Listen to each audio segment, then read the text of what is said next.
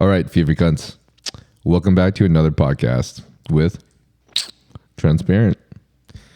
So, we have done 20 episodes so far, and I just wanted to thank you guys so much for attending all these episodes and following along on the journey. I hope you guys learned some valuable things along the way. I definitely did, from a lot of pretty amazing guests that I had the blessing of speaking with. But yeah, for this podcast, I simply wanted to do a Q&A, just a solo episode in order to answer some of your questions and have like a little bit more of a personal space for an hour and a half.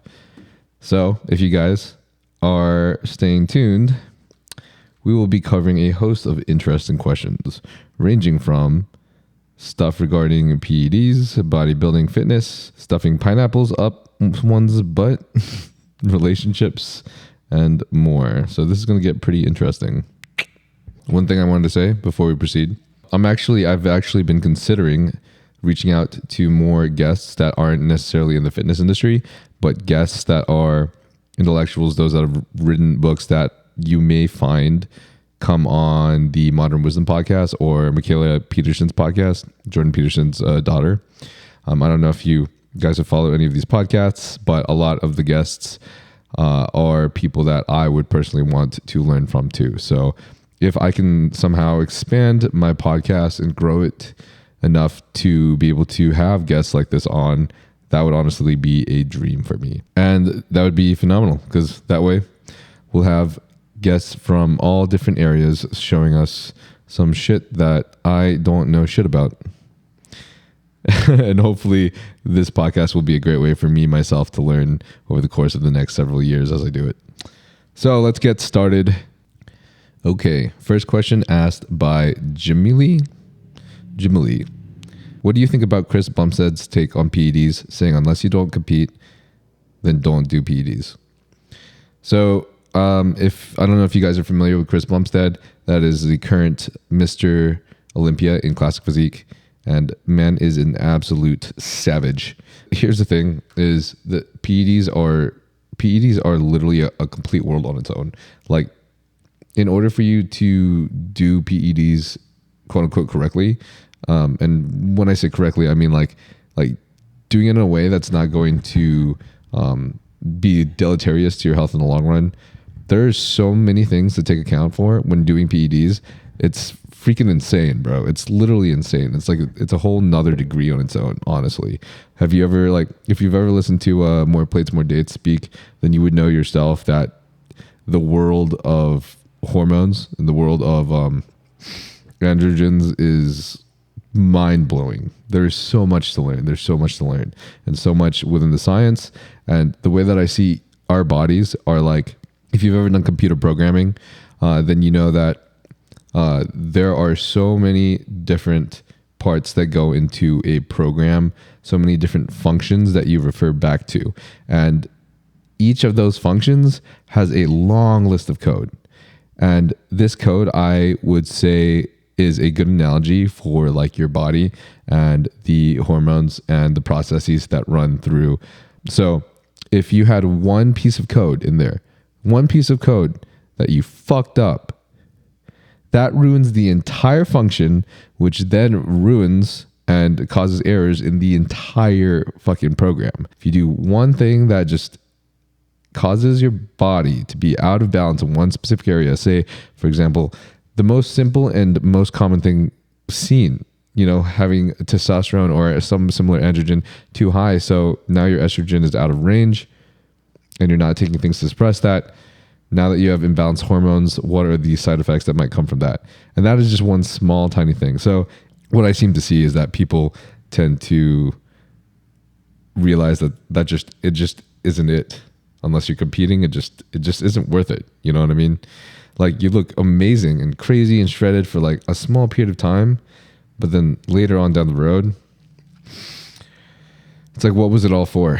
What was it all for? What was all the stress for, the blood work for, the hormone imbalances for, taking drugs that are not good for your organs for, potentially getting something, okay, on a lesser level, potentially getting something like acne, hair loss, libido problems. Like, what was it all for if you just wanted to look good for literally one beach day or a summer. You just wanted to look good for PCB, for spring break out of college, and just wanted to look shredded with your boys. Like, was that really worth it? I don't know. It's your decision. This drink is tasty. I love me some Sunkist. Yo, I just fucking realized like a week ago that Sunkist, Diet Sunkist was 19 milligrams of caffeine. I thought this shit was caffeine free.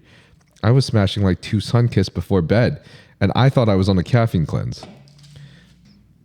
Is it worth it to take PEDs for gains? Should I give up my natty card to look good?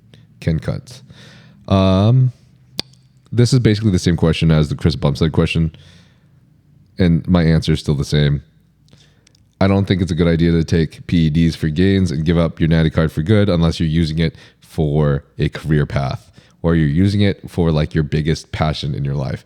Then I can see it as worth it because it's like, wow, this is literally everything to me. Bodybuilding is literally everything to me. All I want to do in my entire life. And this is also my career and how I'm going to make money.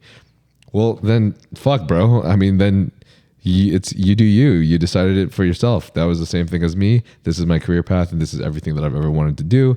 If you just want to look sick for a beach day, probably not worth it.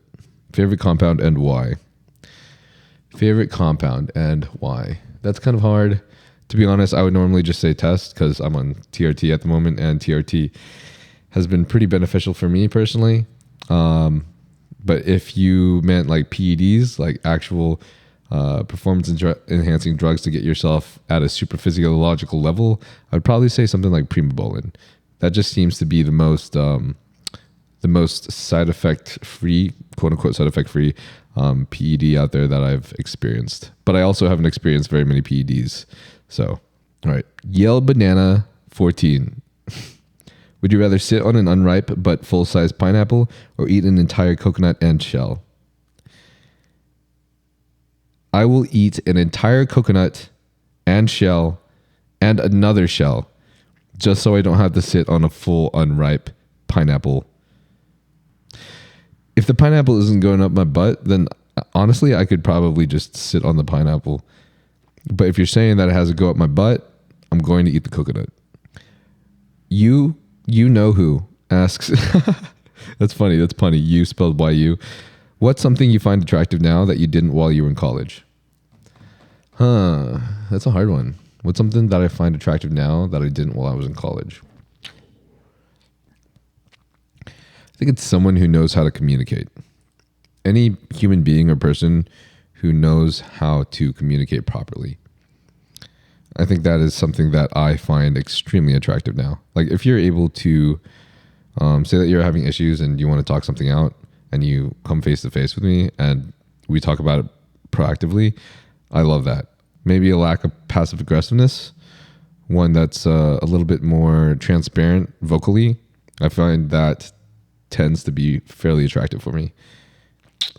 Yeah. When it comes to a woman, it's a woman that's working towards something for herself. A woman that has like a passion or has like aspirations. And it's interesting because that's actually something more often that women look into men for. But I get excited when a girl's like grinding and killing it and just crushing in the gym, jacked as fuck. Basically me in female form. JK. Really Manic Nav asks, worst experience on gear, i.e. scary loud heart, panic attacks, and feeling small. Love the podcast. Worst experience on gear. So it's kind of hard to recall because it was a few years ago, but I wrote it down in my notes somewhere, but that would take a while to look for. I wrote down exactly what I was taking, but it was something along the lines of, I think I was just doing a high blast of test, but I had not really been doing my blood work and accounting for my estrogen level. And I think I crashed my estrogen level at a certain point. And so I was having, as I came off the test, I was having crazy anxiety, couldn't sleep, a lot of irritability. There was just a host of other things that really happened with low estrogen that basically just changed my entire personality and my outlook in life at the time. And it was really, really difficult for me to maintain good mental health. So That is why it is important for you to get your blood work done regularly, especially if you're doing anything related to hormone therapy or PEDs. Cisco Illist asks, PEDs and being able to have a baby in the future. Ooh, that's a hard one, man. Look up HCG, potentially enclomiphene. And I would advise you do a 3-month on and 3 to 5 month off cycle consistently of HCG while ever you're on whatever hormone therapy, whether it just be TRT, which is testosterone replacement therapy. Say you're just running 150 milligrams per week as prescribed by your HRT provider. Bobby Sarah asks, what's your biggest regret in life? Damn, that's an intense question. You know what? Luckily, I don't have one at the moment. I don't have a biggest regret. And I'm very happy to say that. I think regrets are one of the biggest things that I want to avoid. So one thing that I always try to make sure I do is to experience everything that I want to experience. So currently, I don't have any regrets. And I think every experience that I've gone through has contributed to who I am today. Samierdin Ahmadzi. Shit. I'm sorry, bro. I am slaughtering these names. Samierdin Ahmadzai. Best first cycle for someone who has a diet dialed in but wants to gain more muscle. Again, if you were absolutely committed to doing a first cycle and I couldn't say anything to tell you to do otherwise, then I would say just a trial of testosterone. So whatever your provider might provide you, TRT levels, I would try to get to the highest of your reference range. So say that you happen to have total test levels of like maybe 400 nanograms per deciliter, 300 nanograms per deciliter. I would experiment with test putting you at maybe like 1,000 milligrams of 1,000 nanograms per deciliter, maybe even 900. You could go higher if you wanted to, but what I would do is I would always start lower and then titrate up as needed and just try to dictate how those side effects are with you. And if your side effects are a little bit too aggressive, say like aggression, irritability, etc., then I would tone it down a little bit. That one skinny lifter asks, best ways to grow on social media while under 18. That one skinny lifter. Well, that one skinny lifter. The best way for you to grow your social media is to be yourself and try not to copy others. So whatever you're inspired to do, whatever you feel like aligns with you, post that shit. And then second is what I did when I was below 18 and I was doing social media. I was just simply posting and basically blogging my journey. Instead of me like telling people what to do because I didn't feel like I had the credibility to do so, I just told people like, hey, this is what I'm doing. This is my week 12, my week 13, my week 14 on the bulk. This is my week 12 out of my show, week 11 out of my show. I would just explain what I'm doing. And as I slowly did that, very, very, very, very slowly, I would slowly gain some followers. And I'd slowly gain some more followers and more people would become supportive of what I'm doing. And it was honestly a really, really beautiful experience looking back on it. But at the time, it felt really slow. I promise though, looking back from where I am now, it's going to bring you somewhere. You'll get somewhere, bro. You could literally not be growing for 5 years. And then on the 5th year of you putting out that content consistently, you explode out of nowhere. And everything that you've wanted or that you had as a goal has finally been reached. Kirk Newman, what do you love about your job? Being able to wake up and make my schedule based off of what is it today that I want to do to impact the world. That shit makes me feel fucking good. I love that shit. Back when I was working as an engineer, I felt no fulfillment and no energy in doing really anything related to my job when I had to work for someone else. I only did it because I wanted to perform well, but it didn't make me feel good. To be honest, while I was at my job, I would be looking at the clock, waiting for 5 p.m. to roll so I could just fucking send it to the gym, crush a massive workout. Literally my workouts and listening to podcasts on fitness and mental space were literally the only things that I cared about the entire day. Davey Aesthetics asks, the last time you had shrooms? Last time I had shrooms. I would have to say, I think I did a microdose a couple weekends ago. Yeah. I personally like to do microdoses. kind of like a enhancer to my day, especially if I'm doing something that requires more presence. Normally it's not work related. If I'm like just going out, spending time with friends, for example, at a park, or listening to music and just being present with family and friends, I find maybe just a tiny microdose, even if it's only like 0.2 grams, to be pretty beneficial and I'd say effective for my mental space. Max Bauer asks, best way to get any girl to sleep with you? Corny, I know.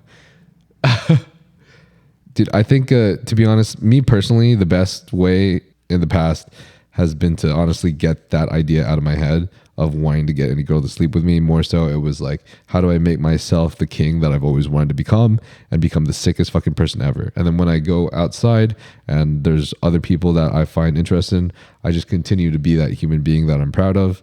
And then I be totally transparent with them in who I am and what I love and what I'm passionate about. And normally, if there's someone that I would be interested in continuing some sort of relationship with, then they would resonate with me and we would just hit it off. And I think if you keep it as genuine as possible without any like predatorial like instincts, no, not instincts, like predatorial like intentions of any sort, I find that energy can be felt and you might end up with a better outcome. Will J. Clark 14 asks, do you inject with a 30 gauge and where do you inject it? Yes, sir, I do. I've injected with a 30, a 31, and a 29. Those are my favorites because they're very thin and they're small, and I inject in my shoulders. I've injected in my pecs before too, but mostly I only do that for BPC and TB500 because it's really, really tiny. Those are healing peptides, by the way. Those aren't performance well, I guess they're technically, but their BPC is legal. You can get that from your HRT clinic. My lats and my ventral glutes, and then there's actually this spot at the back of the middle of the glutes above the psoriatic nerve. If you just make sure to not hit anywhere close to that nerve, I actually find that's a really, really giant fucking slab muscle for me to like do my injections, and I never feel any issues. I don't think I've ever really built any scar tissue there as well. It's been pretty amazing, at least so far. So, but whenever I'm doing more liquid, like closer to a full milliliter with a half inch, then I push it in to make sure that it's deeper in the muscle, and then I come out. I wish there was like a 3/4 inch, but unfortunately there's not. But if there was a 3/4 inch, I'd be using that for the full milliliters. Can you show us your toes? Not for free, sir. 8 abs SB6. Ever thought of taking someone who's self-taught, taking them under your wings and utilizing it? I'm not sure what you mean. I'm assuming you're talking about fitness or bodybuilding. I've had clients before and I've really enjoyed coaching those clients. I've really, really enjoyed it. I find that it makes me feel fulfilled, and my new relationship with them also makes me feel fulfilled. But I could only have so many clients at once, and each one was really a relationship, and I truly believe that relationships require a lot of energy to be put in order to have them succeed. And so it was extremely draining for me because I also had to spend I spend countless hours a day like editing and also managing with my editing teams for like the content that I had to put out, because I'm trying to put out content to like 4 different platforms: TikTok, YouTube, Instagram, and Snapchat. And more, honestly, now I'm doing podcasting as well. So that's an additional YouTube, plus posting that on Spotify and BuzzFeed, not BuzzFeed, Buzzsprout, which goes to Apple Podcasts. It's a lot. It's a lot. I tend to not really have very much free time, and I want to make sure I do have free time for family and friends, because that is literally the biggest dictator of happiness, is the people, the connections you have, your network, and your family and your friends. How much time do you spend with these people? So balance. Sirkai the Frenchie asks, how long are your chains? My chains. So the short ones, the ones that are like a choker, are about 18 inch. And then the one that's just a little bit longer than that is about a 20 inch. If I want a longer one, I might go for 22, but normally it ranges between 18 to 20 to 21, I believe. I think this one right now, this choker-ish chain, is more like a 19-inch because my neck is a little bit too big for the 18. It kind of chokes me a little bit. How to Get HRT by Jackson Beachell. So HRT, you can literally reach out to HRT providers and they all have a sign up link. My personal HRT company, which is bodybuilding friendly, is Transcend HRT, and that link is in the description. So all you got to do is literally click that link in my description. Literally, if you're watching this right now, you scroll down a little bit, that link right there, that says Transcend in the description. Sirkai the Frenchie, lean bulk split and meal plan. Lean bulk split and meal plan. So currently, my coach has only given me half of my program so far. I'm still waiting on the other half. But in regards to my lean bulk split and my meal plan, the bulk split is still being created by my coach, but I have been doing a split of chest and tries, shoulders and abs, back and bis, and then legs. However, I do believe that if you want to create a more proportional classic leg physique, you probably need to have a little bit more legs in there. One full day of all legs is not quite enough because legs are such a big muscle group, and that's why a lot of bodybuilders tend to split up their legs into multiple days. Say, for example, one day is hamstrings or posterior chain. Say one day is like hamstrings and glutes, and then the next day is like quad focused, or vice versa. One day is quad and glute focused, so it's all presses. The next day is hamstrings and calves. And it doesn't have to be the next day. I'm just saying like 2 days, split up to 2 days per week. As far as the meal plan, I was eating at 1,700 calories for my cut. I am now reverse dieting, so I'm now consuming about 2,000 calories to 2,100 calories at the moment. I started taking 2.5 grams of creatine every day again. I can't take too much creatine because I tend to have dry skin because I'm Filipino, and I think that this is related to my genes and that I need to probably be in a tropical, humid island of sorts, but I'm not. I'm in California. So my skin tends to get pretty dry, and then when I add creatine on top of that, I get even more dehydrated, and then my eczema starts appearing. But I think a combination of increasing the calories and adding a little bit of creatine has bumped up my weight from about 172, 173 to 177. I gained 5 pounds in like a few weeks. Feels kind of good, but my abs are not showing quite as much anymore. Bocage. Best way to bring down high ferritin levels and high iron levels. So high ferritin levels, I can't exactly, to be honest, I don't know what supplements. I can't really quite remember what supplements off the top of my head. But in order for you to bring down your high ferritin levels, iron levels, a lot of your iron levels and ferritin levels come from things like eating a lot of raw fish or eating a lot of shellfish. Fish has a lot of that. Also, you should avoid alcohol and avoid vitamin C supplements as well, because vitamin C increases the absorption of iron.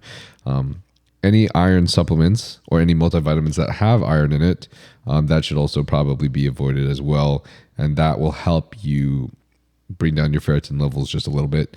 And then if you are looking for things that may help, in addition to that, you could also drink things like green tea and coffee, I believe, will kind of help with that. Maybe some fiber might also help.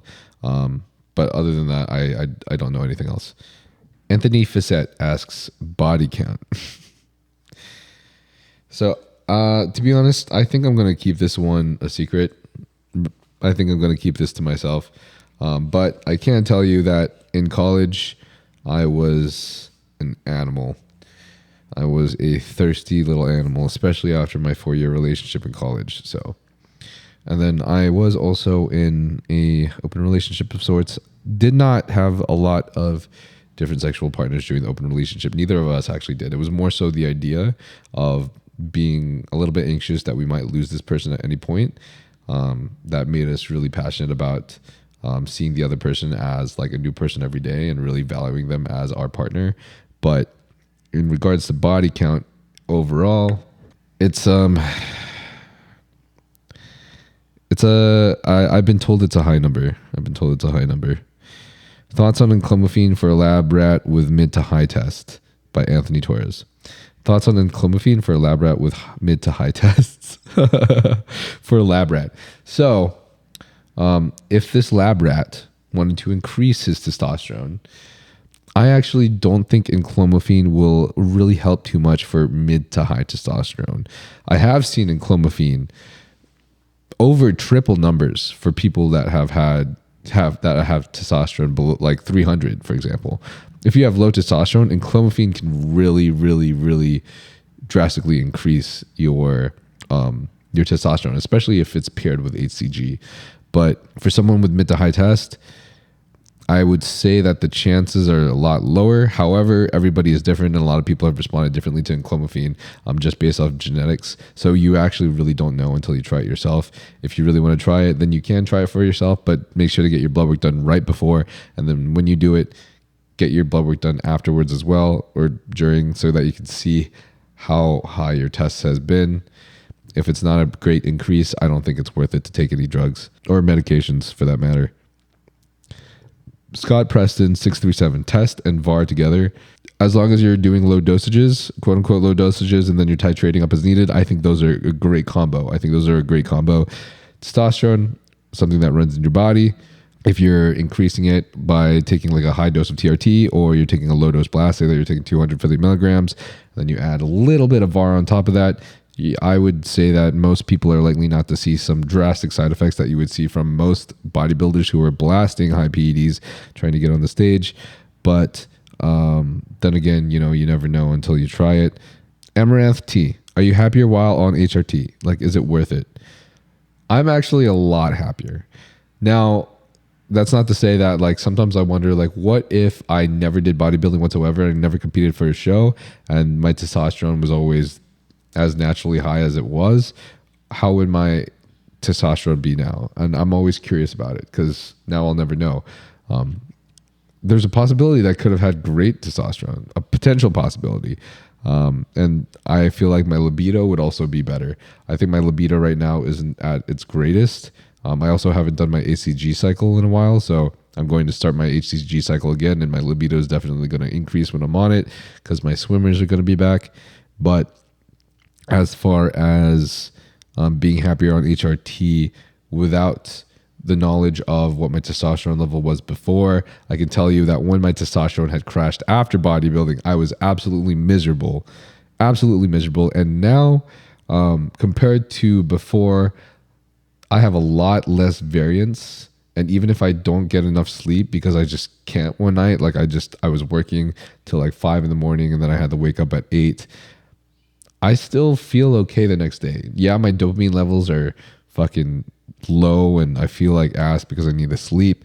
But in regards to like the testosterone level obviously just never varies because it's now exogenous. So all in all, I feel pretty great. Aiden Walker 4846, never hit a PR again or never get a pump again. Fuck, dude. Bro, shit.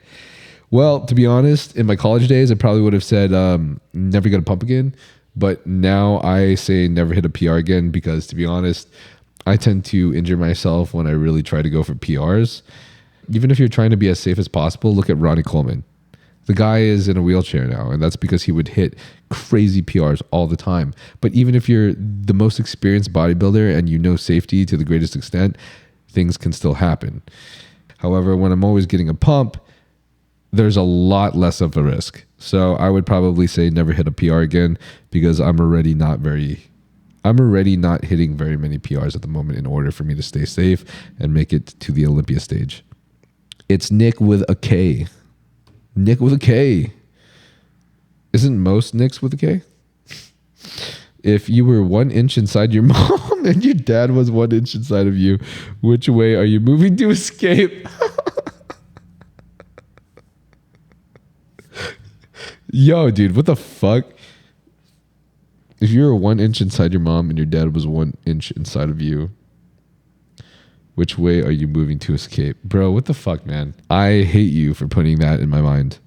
I feel like the only way for you to move is to the side, is it not? Am I dumb? Am I missing something?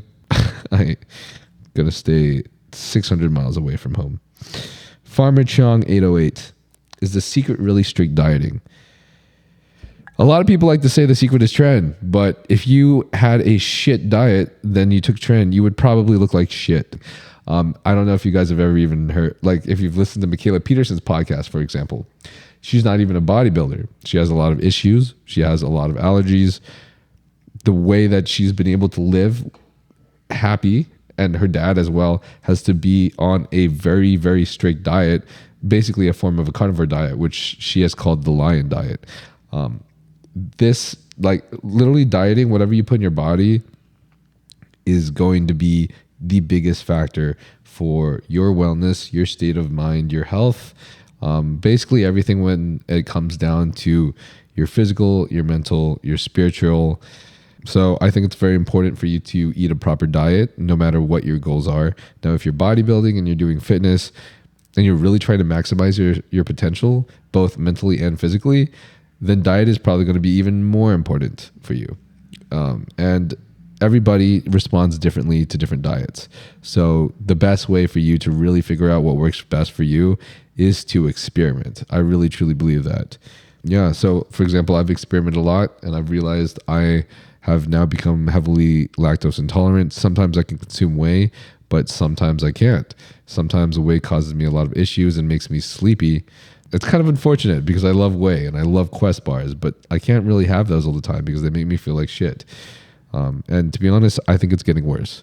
I also feel very, very sleepy when I consume gluten. I feel dry. I get dehydrated when I consume gluten, and I start seeing my skin dry up, and I start getting a little bit of eczema flares. So I kind of avoid gluten a little bit, but it's not really substantial for me. So that's a good thing. Also, when it comes down to body composition, I find your macro ratio as well as the amount of calories you're consuming in accordance to how much you're burning is a big fucking factor to how shredded you're going to look and how lean you're going to get, as well as maintaining muscle that you built. So if you're trying to get huge, you want to eat more and more calories so you can have energy to push at the gym. If you eat really close to your workout, then you're not going to have proper energy in the gym because you're going to be digesting that food around the time of your workout. And if you're digesting, that takes away a lot of energy from your body. Digesting also takes a lot of blood away from your brain. It thus then goes towards your gut, which means it's actually a little harder to think. Your mind is less clear. So if you're trying to work out but make gains and have a lot of energy during your workout, you want to eat a lot of food throughout the day, but you want to make sure that you leave at least like a couple hours after your meal before you go work out. And then you go work out, have a crazy fucking workout, probably drink some cyclic dextrin or some kind of carbs during your workout. I like to avoid sugar. I personally drink Formula 12 and cyclic dextrin.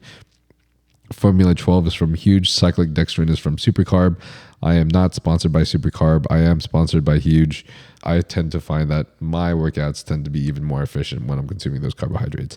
Now, if you're eating at a huge bulk and consuming a lot of calories throughout the entire day, like a lot of calories way above your maintenance level, then consuming those intra-workout carbs, you might not actually find benefit you that much. But I've never really consumed that much over my maintenance.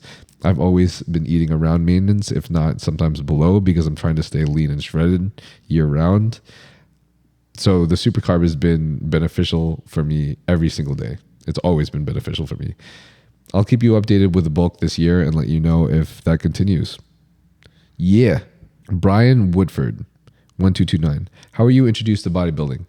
So when I was a kid, I was fat and I was Asian and people were really racist to me there. And because I was also chubby and fat and I had cheeky eyes and no one in Texas and College Station, Texas saw kids that looked like that, I would always be made fun of. I would be called a chink. People would make fun of me for having dumplings and siomai in the lunch. Because what would I say to lunch? Because people were like, what the fuck is that? That looks gross. Is that cat? When people saw me reading mangas, they would make fun of me hella for that.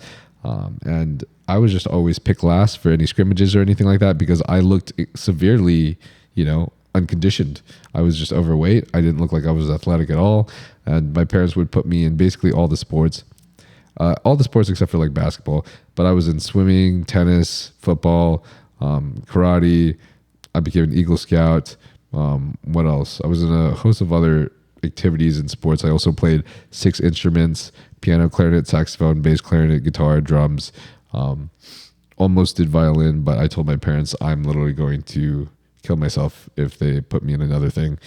And finally, at the end, my mom would still keep calling me fat. And I was like, there's too much pressure. I'm an only child and you guys are putting me through so much.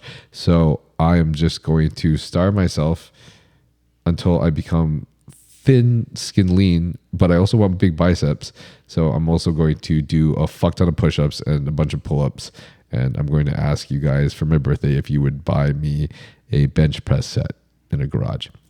And because my parents cared about me being like somebody and becoming someone and something, and like, you know, obviously looking good and carrying the family name and honor and such like that, they were more than willing to buy me a bench press set and a dumbbell and set of weights for the garage because it contributed to, you know, who I was as a person. So they bought me that, and I started lifting at the age of 12, staring at my reflection in my mom's Honda Pilot, just looking at the pump through the car reflection window, doing my bench press sets. I would look at people like Z's and also Zach Bagans from Ghost Adventures, because Zach Bagans had big ass biceps for some random ghost hunter guy, you know, on the Discovery Channel or whatever. I thought he always looked jacked. Now looking back on it, I think that's hilarious because now we look at guys that are much bigger. But that got me started into fitness and bodybuilding, and then I would continue to look up people like Jeff Nippard before he started his science-based YouTube videos. I was listening to his Ice Cream for PR's podcast. I was also watching some of Matt Ogus's videos, and he taught me how to count my macros and track my diet. And I basically, during this time, also the month after I did that gym thing, the month after I decided to like start fasting and just basically lose as much weight as possible, I lost 40 pounds through essentially trying not to eat at all, which was the most unhealthy thing I could have done. And then when I would eat, I would go to the toilet and throw it back up, which of course is something you definitely shouldn't do. And so because of this, I started going through a long road of health issues, such as a little bit of anorexia and bulimia.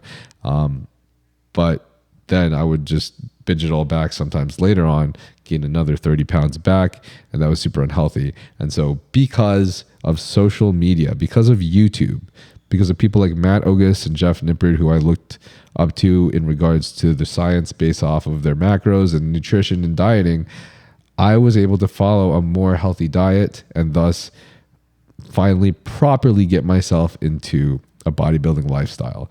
Started eating my protein, going to the gym consistently, eating enough calories and fats to actually support my testosterone and my hormone levels. So yeah, throughout my teenage years, there was a lot of time during my teenage years where my testosterone would be suppressed because I was basically fasting, and I just was trying not to eat as much as possible because I really, really had a bad perception of carrying fat. But over the course of like the next 10 years after 12 years old to like 22, I slowly learned the correct way to do shit. And finally, I became a bodybuilder. And that is the story. Oh, the story also started with a lot of heartbreak. My first girlfriend ever was on RuneScape, and she cheated on me. And ever since I saw her following the other guy outside the stronghold in Barbarian Village, just remember crying, saying fuck this, and I went to the gym and did some curls and got some big biceps. Jesse Mendez, what is your hair loss remedy? Do you have any side effects with finasteride topically? So my hair loss remedy consists of 3 things at the moment. I stopped using any growth hormone secretagogues recently just because I don't want to do them. So my hair loss remedy consists of finasteride RU58841 and microneedling. So the microneedling, I use the Derminator 2.0. So that is a very, very effective machine that will help prevent scratching and like scarring like that derma rollers use or derma rollers have. And then finasteride is a topical that reduces your DHT levels on your scalp by quite a bit. I think it was like 70%. And that will also help you not lose your hair, especially if your DHT levels are high. If you're someone who's taking a lot of PEDs or like a high testosterone level, and thus it's converting to a lot of excess DHT, and that's why you're seeing your hair fall out quite a lot, then this is going to be incredibly beneficial for you to probably use finasteride. However, one thing finasteride does do is it could potentially cause some libido issues in some men. So that's something that you should probably look out for, and maybe do your blood work around just to make sure that doesn't happen. I personally haven't really felt any libido issues. I do kind of tend to have low libido at the moment anyways, but whenever I jump on my HCG cycle, I find that libido returns. So I'm not really finding any issues from finasteride, but I've also only taken one finasteride, and that is the finasteride foam from my HRT company, Transcend. And that's been pretty nice because I just put the foam in my scalp and then I just rub it in. And so far it's been keeping my hair healthy and intact. If you are interested in the HRT company or talking with them to see if they have anything that you might be of interest with, then that link is in the bio. Yep. Would you get more piercings? Yes, sir. I've always wanted I've always wanted a labre in my eyebrow, but I've been avoiding that because I didn't want to overdo it and I didn't want to have too many piercings, and I know, but at the same time, I don't really care, right? Like, I want to do what I want to do. So if I decide that I'm going to do it at some point, might get some more ear piercings. Weight and height at. So I am 5'7.5", 176 or 177 right now.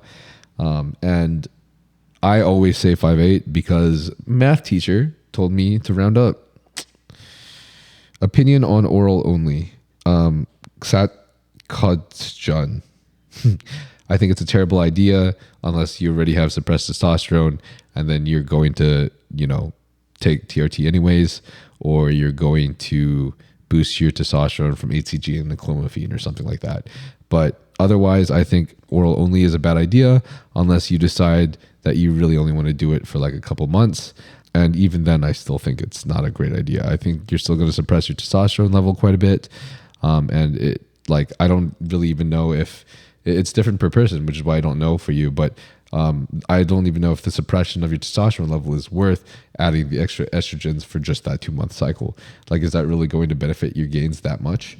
If all you're trying to do is look shredded for a beach day, though, and you're trying to take orals that make you look shredded, then yeah, it is going to make you look shredded for that beach day.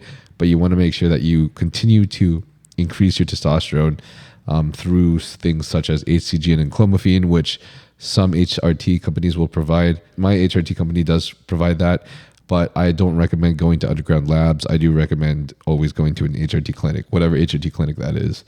If you're going to do any cycles that are longer than that or more multiple cycles, I highly recommend against that. Konopaka asks, what are your recommendations for a morning and evening routine?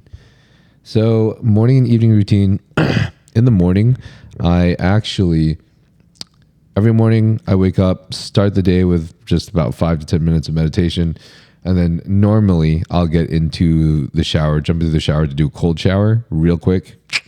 Raises my dopamine, gets me started in the mornings. Go downstairs. I take a tablespoon of apple cider vinegar with 2 tablespoons of lemon, put in some water. And then I'll go outside and I'll try to do a 10-minute walk with cardio. Might drink some EAAs before that. And I'll do the 10-minute walk trying to stare at the photons around the sun as much as possible, just to try to get as much daylight in my eyes and get that shit going. And if I can get that shit going, normally I feel absolutely fucking phenomenal. Come back home, get ready, get changed, and then I do some editing for my podcast, post my podcast reels for that morning, might post whatever other social media stuff that I get going after that, and then I try to get my first meal as well. And that will normally be around 40 grams of protein. And then it depends. Sometimes I'll start it with some extra fats as well. And I'll try not to eat too much carbs, because if I consume too much carbs, I start getting sleepy. But if I consume carbs mostly in fruits, such as like berries, pineapples, or banana, then I feel better. So it's normally something like chicken or salmon with, like, say, a banana and some avocados, and then maybe some berries. Oh, I also try to consume a lot of salt in the morning because I'm normally very dehydrated, and it's very important for you to have enough sodium in your system for your brain to work properly. Because if you're not having that signaling and you're not having those electrolytes, then you're going to be cloudy as fuck. And then as far as an evening routine, I don't really have quite an evening routine. Normally, I'm just spastically trying to finish up my work for the day in the evening, but I will try my best to get myself, even if it's just 5 minutes of stretching if possible. I'm absolutely terrible at it. I never get it done, to be honest. I feel like I stretch maybe like 3 days of the week, but it's up there for tasks that I'm trying to make myself do. Jaja Jai 666 asks, do you sometimes wish you had a different body? No, I don't. I mean, sometimes I wish my waist was a little smaller. Sometimes I wish I carried less fat around my abs and the back of my hips, because that's where I carry most of my fat. That's why my arms and my legs are always shredded. That's why my glutes tend to get shredded pretty quickly too. But I mean, all in all, to be honest, I don't regret anything. I am who I am, and I have accepted it, and I love myself for who I am, and I love the body that I built too from bodybuilding. How much taladafil do you take every day? Michael Korhonen. So I don't take taladafil every day. Taladafil is Cialis, for those who don't know. Cialis is basically like Viagra, but it acts over a 48-hour period, and it doesn't keep yourself hard the entire time. It only helps you become hard whenever you actually need to become hard, or whenever you're actually trying to, or you're turned on. If you're turned on all the time, then you might have an issue. I will take 10 milligrams as needed on the days that I feel like I'll need it. Or if I just want to get a pump in the gym, and a pump in the gym as in like an actual fucking savage pump, then I'll take like 5 milligrams. And then I might take pump serum from Huge Supplements with that as well. And I might take Magnify from Huge Supplements too. Both of these products I use every day for my workouts. But I don't try to mix a full 10 milligrams of Cialis with the pump serum or the pump supplements, because the FDA does advise against taking taladafil or Cialis with nitrates, because I could interact and cause excessively low blood pressure if you're someone who is prone to that. But if you aren't, then you're probably okay. If you also have high blood pressure, it could potentially help you just a little bit. So yeah, and then Huge Supplements is I am sponsored by them, and whatever funds that I get from you guys using my code, which is code Nyle, always goes straight to the video editors and my podcasts and YouTube videos. So you guys using my code, I sincerely appreciate that.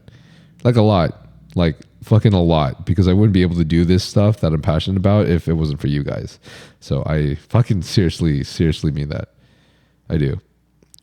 Chipradas773. What came in your mind to become a YouTuber, and what is your ideal type of wife? Please take my question. What came to your mind to become a YouTuber? I've always wanted to make a good impact in the world. I've always wanted to make a name for myself, but not just a name just to be famous or something, but I wanted to make a name in how I wanted to do something substantial for other people in a way that impacted other people's lives before I died. Because I knew that if I was just going to be, say, some engineer who worked for somebody else, I would feel like I've never really like done anyone for anybody. Like I just personally would not feel like I really did anything substantial enough for anyone. And I mean, I don't want to die not feeling fulfilled. So yeah, I would probably think about trying to be a YouTuber and create the dopest workout videos and workout edits I can. And hopefully, if I'm lucky and they're good enough, then they may motivate some people. Yeah. What is your ideal type wife? All right. What is your ideal type wife? I want myself a mama who cooks. Cook that baby up. 6 meals a day? 5 meals a day? I don't actually eat 6 meals a day, but my coach is going to have me eat 6 meals a day. Chicken and salmon. A little bit of Asian food. No, seriously though, my ideal type wife would probably be a woman who knows how to communicate, and a woman that has compassion, someone who has motherly vibes. So someone who would know how to take care of a child, someone who just seems like they would be a good mother, and also Probably someone who I kind of want to say not overly neurotic, but I'm not, I don't want to say that. I don't want to be too judgy. Just communication and hopefully a bout of unconditional love between us. Smurth 20, your favorite food item. Your favorite food item. That's kind of hard. I really love sushi. I love sushi because it can be fancy and it can be really nice, but it's also macro friendly and fits into my diet. I eat a lot of fish and I also eat rice, and that's literally what sushi is. So if I want to have some nice dinner out with friends, then I can stay on diet by smacking some sushi. Kianis Evolution. From where did you get your moon necklace? Bro, I actually got it off of Amazon, believe it or not. So don't have a code because I'm not sponsored, but I hope you guys find it and you'll like it. I think it was part of some small Asian company or something. Huncho Dev asks, MDMA or TRT? Oh, MDMA and TRT for the rave brahs. I feel, if I'm going to be honest, bro, I don't really think TRT actually interacts with MDMA, but then again, I don't know. So I just think it doesn't. If you were taking too much PEDs though, then that could potentially happen. But if you're just saying just TRT, I don't think there's going to really be any interactions between the two.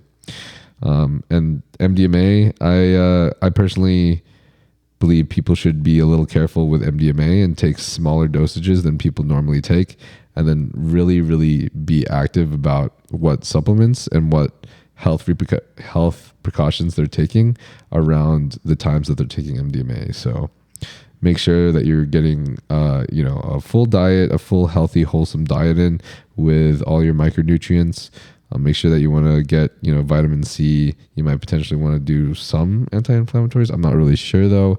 I've been told I've heard from some credible science sources and professors that you probably shouldn't be taking antioxidants whenever you don't need to, if there's no reason to.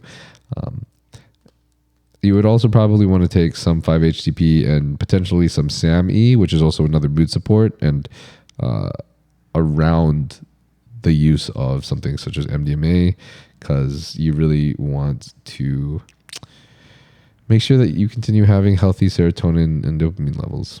It's also a bad idea to take 5-HTP at the same time as MDMA, because that could potentially cause something called serotonin syndrome. Is Hitehom.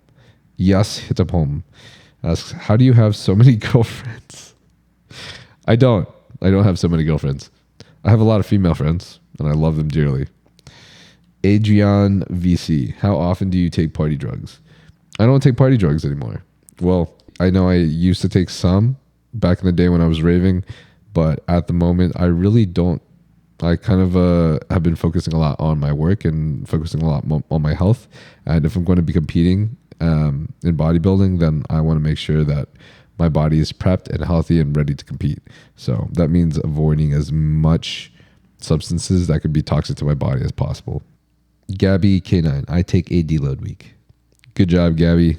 It's hard to take deload weeks, but they're very effective. Gobin asks, can you give me a cloth young away? Because I have no enough money, please. Where do you live, bro? Hopefully, maybe I can send you something. Mohammed Rehan, what is your biggest fear in the gym? Bro, my biggest fear is something that actually just happened recently, is getting injured. Getting injured, especially if I'm trying to do a PR, God, that shit sucks. Oh my God, Korean Joseph, is your gum for sale? Jesus. Haidar Sarfraz, when would you stop being a kid? I don't know, man. Hopefully I maintain kid energy forever.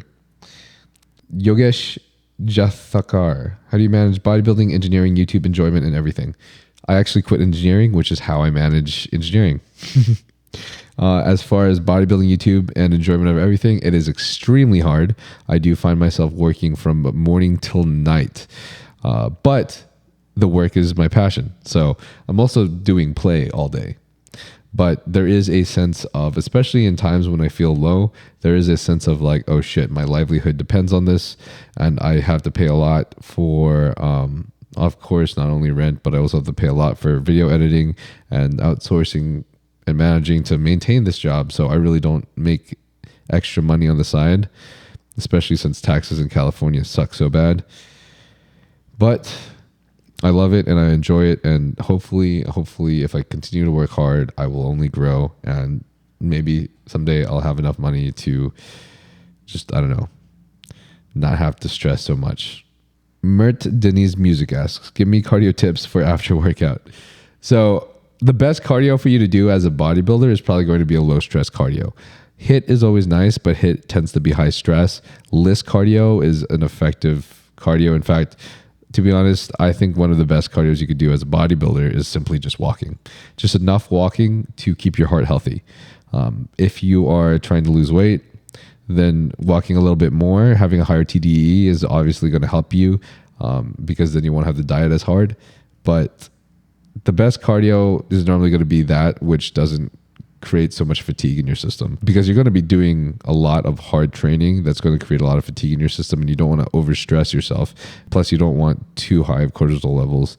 So if you are one of those people that has high cortisol levels, you want to make sure you manage that properly, whether that be through the mental space, not doing so many things that stress you out, taking some time out with friends, eating a proper and healthy diet, making sure that you're not overtraining, and overtraining as in like you're not fatiguing yourself to death every single workout and then doing too much volume, and then also trying to PR on strength lifts. There is a certain level. Most people think that they're overtraining when they're actually not. And I've listened to Andy Galpin talk about this, but there is a few people over there, here and there, that tend to train too much for their week, and then they end up actually not realizing that they need to take some sort of deload. Also, if you're someone who tends to have really, really, really high cortisol levels, then I would recommend you cycle on and off of ashwagandha and take that before night. That will lower your cortisol level at night and help you go to sleep. And then your cortisol level as you're on it will be a little bit lower than it was. But if you don't have high cortisol levels, then you probably don't need to do that. Are you virgin? Ragu darling. I am not, sir, unfortunately. Have you ever been to any Asian country? Tricky Ricky Sue. I have. I've been to Japan and Korea. I have been to China, and I've been to the Philippines as well. The Philippines, I'm majority Filipino. I'm mostly Filipino, but my Filipino side definitely has some Japanese influence. My last name is also Naiga. I have lived in Korea for about 3 months, and I actually took classes at Korea University, and it was like one of the funnest times ever. It was probably the funnest time of my high school career. I did that senior year of high school, taking college classes there, and I also was interning and doing research at the solar panel, the solar energy lab there, doing some research on graphene thin films for photovoltaics. Jay Bohr asks, which camera you use shooting for video? I use Sony because I think Sony is probably one of the best cameras you can use for video, unless you're someone that's just extra and you're going to use like a Blackmagic camera. I have a Sony a7R3, Sony a7 III, Sony a7R4, and then a Sony a7 II. The a7 II is a downgrade, but I used that because I thought it made my physique look a little more crisp and less overexposed. And then I use these other two cameras for like the YouTube videos, and then I use the a7 III for vlogging because you can flip the camera over, the screen over, and they're all the cameras I also use for the podcast in order to have the 3 different views. It was really expensive to get all this equipment, but I knew it was going to be an investment in my business and my content. So hopefully you guys like it. Lone Wolf, bro, will you please recommend me the best exercise for biceps with different variation? Honestly, man, biceps only have one function, and that's to curl your forearm upwards towards your shoulder. So essentially any bicep exercise is going to help. Just make sure that you're hitting rep ranges between 8 to 10, and then you're also going to hit rep ranges up to 20. You want to make sure that you hit both your fast and your slow twitch fibers at different parts of the periodization in your program. I really like the seated incline bench curl. where you're just seated on an incline bench with like a very, very slight incline, and then you just curl with your dumbbells and your elbows are a little bit behind your abdomen. I really enjoy those. I also enjoy preacher curl machines where the elbows aren't too forward from my body. I just like that because of the stability, and I just love the machines when it comes to curling. All right. Okay. So I'm going to cut some of this short. Yes, I do feel like Filipinos are coming up in bodybuilding. Johnny Anthony Ramiro. I think Filipinos are coming up. I think we have great backs. Some of us have better legs, but hopefully, Asians will become bigger in bodybuilding. Man, you guys have such amazing questions. Actually, I'm going to pause this real quick because it's almost out of battery. You can also help support the podcast by contributing to the funds that are created by when you use code Nyle for either Huge Supplements or Young LA. And this code is a discount code. So whatever you buy from Young LA Clothing or whatever you buy from Huge Supplements, whether it be the pre-workout, the pump serum, or even the whey proteins, then you will get a discount off of using this code and also help fund my podcast and my YouTube videos. Lifting in Texas asks, what would you be doing if not bodybuilding? What are your plans beyond bodybuilding? I know that bodybuilding isn't going to last forever. So my biggest passion at the moment is actually this podcast. I have a huge passion in the mental space and mental health, as well as a host of other interests. And I've always had an interest in academics to some sort of sense. I was originally going to school to get my PhD and try to become a professor in engineering, biomechanical engineering to be specific. But say that like I've bodybuilded and I've tried to compete on the Olympia stage and whatnot all the way till maybe the age of 35 or so. I'm hoping that I can continue my career through this podcast. That would probably be the most phenomenal way for me to continue to try to make an impact on this world. And I truly believe that maybe this is how I can help people, is by being transparent and talking with a lot of guests that have a lot of information value to bring to my audience. So I really hope that I can continue this. And honestly, I wouldn't be here if it wasn't for you guys supporting me. So I really thank you guys for this. And if you guys want to continue to support me and help me make this dream come true, please just share this podcast with all your friends and family. Tell them about it. If it's helped you in any possible way, please just let them know how it's helped you. Express that. Maybe even post it on your story. Tag me so I can repost it, so I can see it myself, because it makes me really, really happy when I can see this. You can also rate us a 5 stars on Apple Podcasts and Spotify, which will help people find the podcast as well. And maybe rate us, the same thing on YouTube as well, and leave a comment or so. So yeah, that always helps immensely. It's the best way, the best cost-free way to support the podcast. So thank you guys. And that really means the world. And then finally, Bailey Rule asks, how do you feel about peptides? Do you think it's a better alternative than steroids? So peptides, I actually think peptides are not steroids. By the way, for anyone asking, a lot of peptides you can get at HRT clinics. Things like BPC 157 simply just help you heal. It helps increase soft tissue healing. I don't think they can really be compared. Depends on what you're trying to use them for. If you're trying to use peptides for the same purpose most people try to use steroids for, which is building muscle and athletic performance, then I don't think the peptides will help you there. I think it's going to be negligible. But if you're trying to heal and recover from an injury, then yes, something like BPC 157, a peptide may be very, very beneficial for you. Yeah. And then finally, Aiden Walker 4846 asks, would you rather eat 20 pounds of mayo or shit 20 pounds of mayo? I think I would rather eat 20 pounds of mayo, because doesn't mayo have dairy in it? I don't remember, bro. I used to be a huge mayo fan back in the day. I used to love mayonnaise on all my burgers and all my sandwiches. I'd probably smack 20 pounds of mayo, bro. I'd smack that shit. I don't really like shitting a lot of things. In fact, I like how good bowel movements feel when they're gone. I like the relief from it. That feels fucking good. Like when you have a big ass shit that you just need to fucking release and then you shit it out, that feels fucking great, dude. It's one of the best feelings in life. But like having shit stuck in you, like that you can't poop out, that's like the worst fucking feeling. So having to shit 20 pounds of mayo, that doesn't sound that great.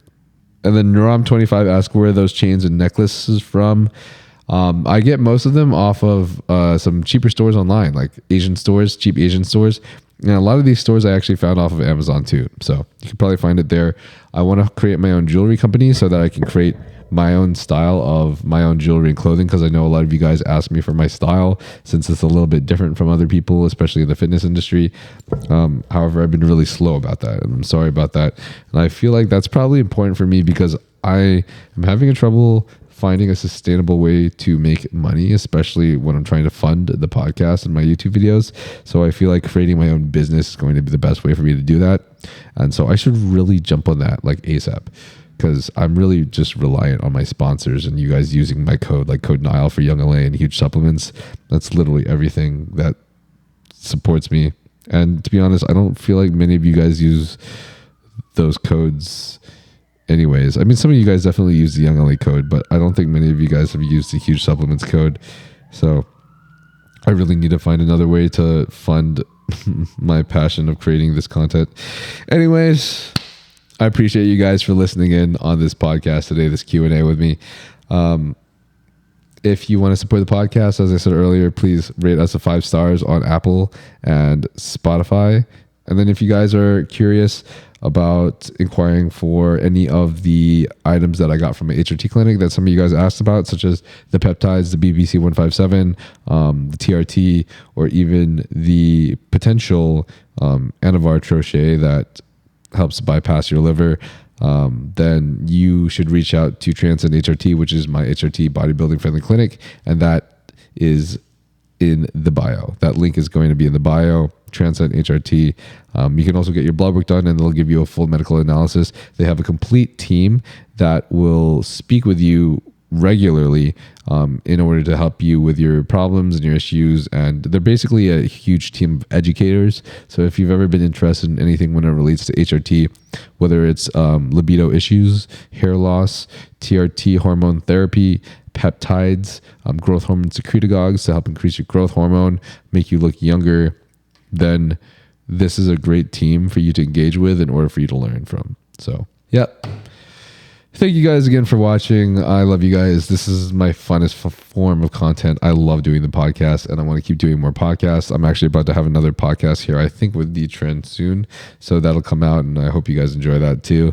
And yeah, appreciate you guys for watching. Stay tuned and I'll see you guys in the next podcast. Peace. Yeah.